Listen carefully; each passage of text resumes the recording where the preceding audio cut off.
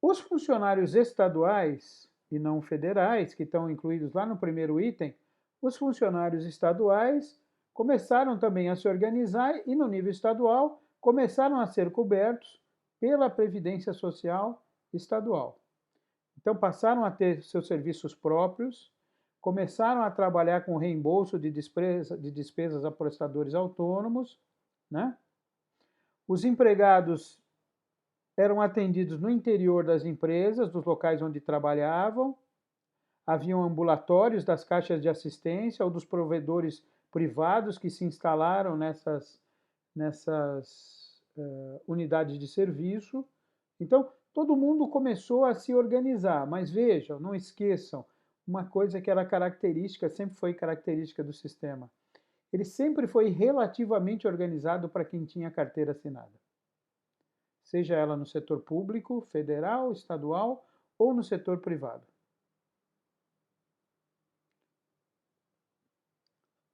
Na década de 60, começou a surgir aquilo que nós chamamos, e já discutimos anteriormente, de empresariamento da medicina. E isso foi estimulado pela relação entre financiadores e provedores de serviço. Tá? Então, foram estabelecidos convênios entre empregadoras e cooperativas ou empresas de medicina de grupo para fazer o atendimento dos funcionários. E aí começou a haver uma disputa entre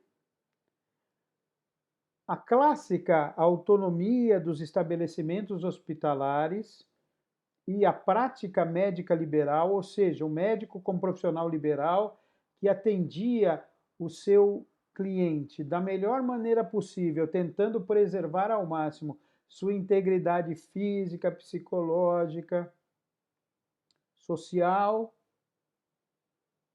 e os interesses das empresas médicas, que se transformaram em organizações empresariais e que passaram a focar diretamente no lucro. No lucro, porém, resguardando o gasto, o investimento do empregador que contratava estes serviços. Né? O setor privado fiscalizando mais esse tipo de prestação de serviço das empresas médicas, e a gente já viu que o poder público, que também passou a contratar prestadores de serviço, leitos hospitalares, um pouco mais frouxo nesse controle, se permitindo, né, gastos muitas vezes exorbitantes e injustificados. Dentro deste contexto todo, foram surgindo as Unimedes, as cooperativas médicas, outras empresas médicas, não no formato de cooperativas, mas como empresas mesmo, organizações formando redes assistenciais próprias, né? Foram surgindo estruturas dentro do poder público para fazer esse tipo de procedimento, a gente já viu, entre determinadas empresas dentro do setor público, e outras empresas de fora que vieram para o Brasil num determinado momento para prestar atenção à saúde, para atuar nesse mercado. De novo, quem não estava coberto, quem não estava adequadamente coberto, era aquele que não tinha carteira assinada, aquele que não tinha emprego. Na transição dos anos 60 para os anos 70 do século passado, a característica desse período foi a constituição de rede de serviços privados, que passou a ser contratado pelo Estado e também em torno do mercado de compradores privados, ou seja, as empresas que tinham serviços próprios ou atendiam seus próprios funcionários. Também haviam regimes diferenciados de atendimento com remuneração distinta, dependendo da especialidade, dependendo do procedimento, etc. Para tentar organizar isso, foi criada a unidade de serviço como valor de pagamento pelo Instituto Nacional de Previdência Social para os procedimentos contratados, tentando se controlar um pouco esse gasto, mas ao mesmo tempo em que se criou a unidade, não se controlava adequadamente a execução do serviço por parte do prestador de serviço. Ocorreu a normatização do seguro-saúde através da Resolução 11 do Conselho Nacional de Seguros em 1976, estabelecendo um valor de pagamento, né, baseado na unidade de serviço, multiplicado por um nível de cobertura que dependia do investimento, do grau do nível hierárquico assumido pelo funcionário, por exemplo. Então, funcionários de um nível mais elevado podiam ter um gasto maior, funcionários de um nível menor, que tinham um salário menor, teriam uma cobertura diferente, teriam limites de gastos diferentes. Só para a gente ter uma ideia como é que isso chega nos anos 80, na década de 80, havia naquele momento, segundo a Abrange, a Associação Brasileira de Medicina de Grupo e a Federação das Unimedes, 15 milhões de clientes nos anos 80. Neste período, foi se consolidando as empresas de saúde como alternativas assistenciais, principalmente para trabalhadores especializados na região sudeste. Ou seja, a região onde havia um maior número de empresas oferecendo esse tipo de serviço. No final dessa década, cresceu muito a venda de planos individuais e foram entrando as grandes seguradoras no mercado, as empresas de seguro-saúde. Houve uma grande fragmentação no atendimento. Então, nós tínhamos hospitais trabalhando com SUS, mais empresas diversificadas fazendo assistência suplementar, mais empresas de autogestão de planos. Então, era muito característico nessa época hospitais que tinham leitos para o SUS e leitos para a iniciativa privada. Característico de um período onde não se sabia se valeria a pena investir todas as fichas no atendimento privado. O setor público ainda não tinha estrutura, então comprava muito serviço, contratava muito serviço. Então era interessante atender as duas áreas, atender o setor privado e atender o setor público.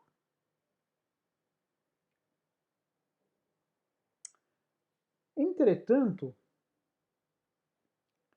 a regulamentação dessa atividade do setor privado, ela não era muito clara no começo. E vários abusos eram cometidos, principalmente contra os clientes. Então era uma situação onde as empresas tinham todos os direitos possíveis, enquanto que os clientes só tinham deveres. E quando precisavam efetivamente de algum atendimento mais caro, mais prolongado, esse tipo de atendimento era vetado pelas empresas contratadas. Essa situação fez surgir a necessidade de uma regulamentação de um órgão que acompanhasse o funcionamento do subsistema privado. E aí surge a Agência Nacional de Saúde Suplementar. Uma primeira regulamentação surgiu na Lei 9656 de 1998.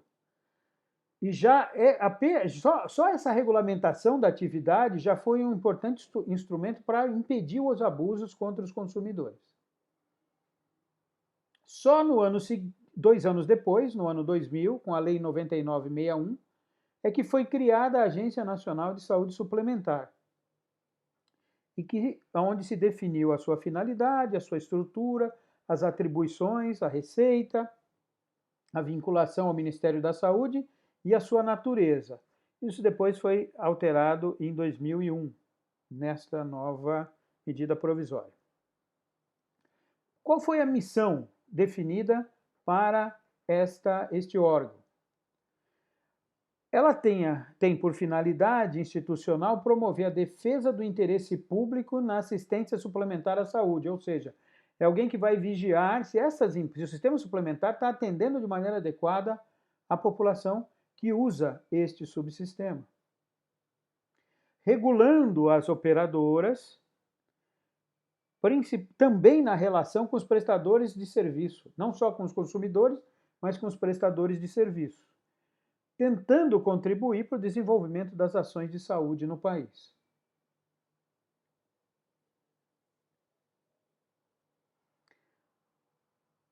Vamos detalhar um pouco mais aqui como era a situação antes da regulamentação, antes da presença da agência.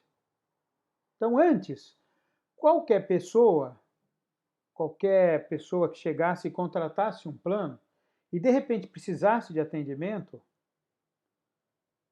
de repente a empresa contratada poderia dizer: não, essa doença que você está manifestando agora não é de agora, você já tinha a doença e não me contou quando você contratou o plano. Qualquer doença. Então, qualquer doença poderia ser considerada pré-existente, congênita ou infecto-contagiosa. As 3 categorias que não tinham cobertura antes da regulamentação. Então, a empresa tinha um grau de manobra da situação para excluir, para não pagar procedimentos que ela pudesse incluir como doença pré-existente, como doença congênita ou infecto-contagiosa. Qualquer procedimento podia ser negado com alegações diversas, sem nenhuma consistência, né? E só sobrava ao consumidor a ida aos órgãos de defesa do consumidor, certo? E aí entrava-se numa briga contra as operadoras.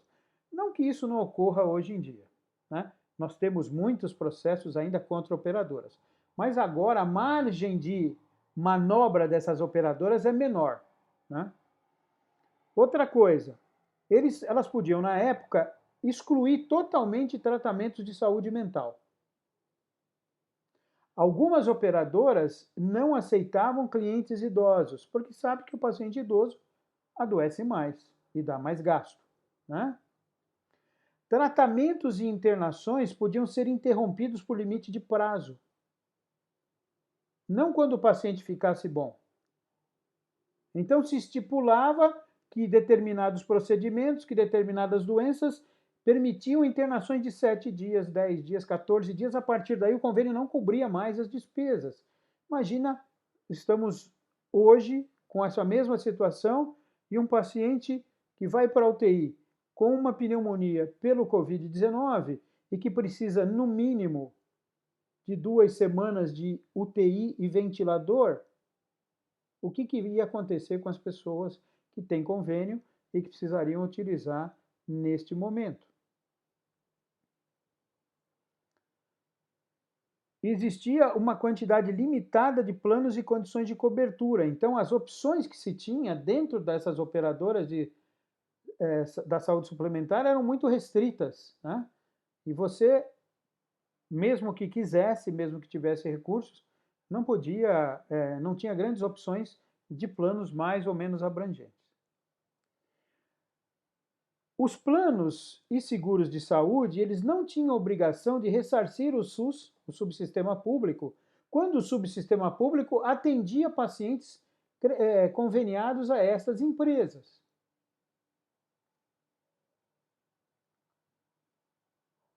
Então, de repente, o paciente passa mal, está na rua, é levado para um hospital público, é atendido, se cura, e aquilo era um problema do subsistema público. A alegação das empresas era de que o subsistema público é universal e que as pessoas têm direito a utilizar o subsistema público. E sendo assim, elas deviam decretar o fechamento, o autofechamento das empresas, uma vez que elas defendem o subsistema público e nós não precisamos do subsistema privado, o que nós sabemos que é uma hipocrisia. Tá certo? Atendeu o seu paciente, atendeu aquele que está credenciado por você, empresa privada,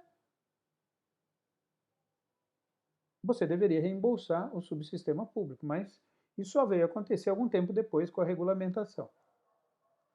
A cobertura de procedimentos de alto custo e alta complexidade era feita preferencialmente com recursos públicos, ou seja, eles se recusavam a fazer esse tipo de procedimento, mesmo com os pacientes conveniados.